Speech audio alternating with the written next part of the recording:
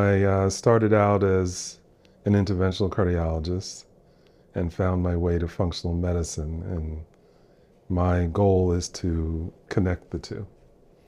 And the way I do that is to focus on the systems thinking aspects of functional medicine. So it's basically a systems thinking medical practice. So we look at root cause, we look at deep dive into the context of living that um, causes someone to be at risk or causes them to have a clinical imbalance that may manifest as a chronic condition or may delay healing or recovery from a procedure. The number one thing is to find out how I can be of service. That's usually how I start the visit. How can I be of service to you?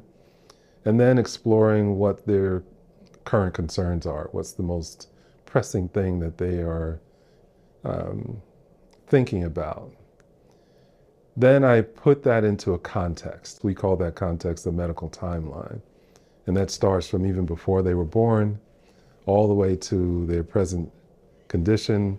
And we're looking for not just things that they have no control over, like their genetics or things that happened before they were born, but also looking for triggers and mediators throughout their life journey, things that may have participated in shifting them away from what we call homeostasis or balance, things that are making them prone to be sick, things that are putting them at risk of something, or things that are causing a clinical imbalance that creates pain or dysfunction or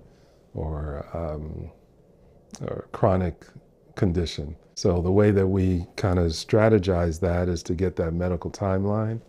What often happens is once the patient opens up and lets me into their world, I listen. And then after they're done, I say to them, well, is it okay if I tell you what I've heard? And I repeat the story back to them to the best of my ability and my recollection. And the most rewarding thing is when they look at me and they say, you heard me. You listened to me. And then there's this pause and there's this connection. And I know that we're going to be aligned together as we try to work towards the goal or goals.